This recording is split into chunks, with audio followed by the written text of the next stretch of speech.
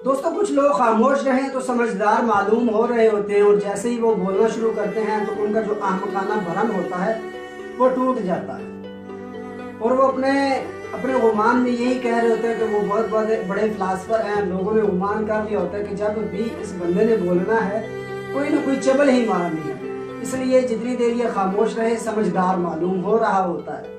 तो आज एक ऐसे ही शख्स का हम तज़किरा करेंगे जिनका नाम फवाद चौधरी है।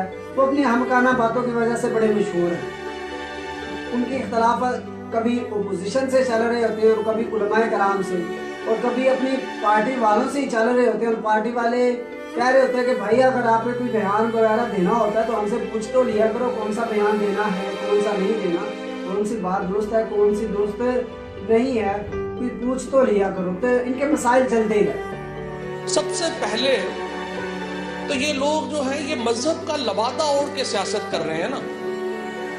मजहब का तो कोई ताल्लुक ही नहीं है इस सारी एक्टिविटीज से। तू सब तो बड़ा जलील है, क्यों जी? हाँ, अज़ल्लुल अज़ल्ल तू, हाँ जलीला तो भी तू बड़ा जलील है। पिछले दिनों इन्होंने बयान दिया खालिद हुसैन रिजवी साहब के जनाजे के बारे में कि जो थोड़ी बहुत ही कसर रहती थी वो तहरीक लब्बैक या रसूलुल्लाह वालों ने पूरी कर दी है, क्योंकि इनकी वजह से भी कोरोना केसेस के बढ़ने का अंदेशा है। फवाद चौधरी साहब, सबसे पहली बात आप खामोश रहा करें, समझदार मालूम होते हैं। उसके बाद तमाम बड़ी पार्टियों ने तमाम जलसे जुलूस किए आपके सामने।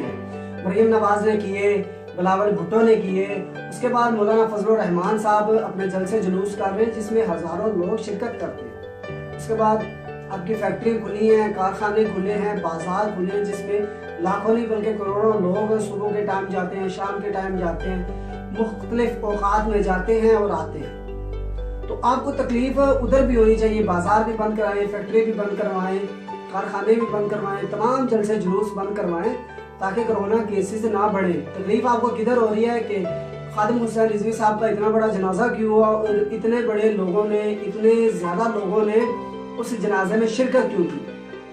तो फवाद चौधरी साहब, इज्जत और जिल्लत अल्लाह ताला के हाथ में है, जिसे चाहे दे दे। तो खालिद हुसैन रिजवी के कारकुनों ने जाकर किसी के गेट नहीं खड़काए थे कि भाई आओ खालिद हुसैन रिजवी साहब वफात पा गए, उनके जनाजे में आपने शिरकत करनी है। ऐसे किसी का दरवाजा नहीं खटकाया गया। जिसे चाहे अल्लाह ताला इज्जत दे, जिसे चाहे जिल्लत दे।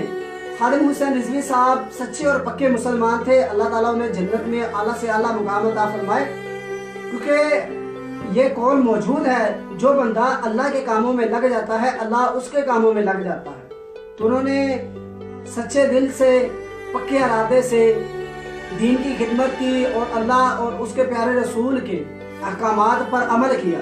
अल्लाह ताला ने उन्हें इज्जतों से तो नवाजना ही था। तो तकलीफ आपको इधर हो रही है, तमाम चीज़ें खुली हैं, उधर कोई तकलीफ नहीं हो।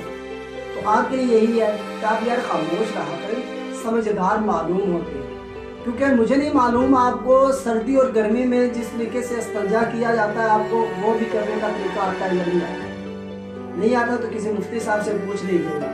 खान साहब, आपसे गुजारिश यही है कि आपने यही कहा था कि हम समझदार और पढ़े लिखे लोग अपनी पार्टी में लेकर आएंगे, तो ये समझदारों वाली बात कोई करते ही नहीं है। बस फवाद चौधरी साहब, मेरी आपसे गुजारिश है, रिक्वेस्ट है सर कि आप खामोश रहा करें। आप समझदार मालूम हो रहे होते हैं, तो जैसे ही बोलना शुरू करते हैं कोई ना कोई अहमकाना बात जो होती है वो कर जाती है। तो आप उलमा कराम के खिलाफ इतने ज़्यादा ना हुआ करें, क्योंकि जिस तरीके सलमान तासीर के साथ हुआ है वही तरीका आपके साथ कहीं ना हो जाए।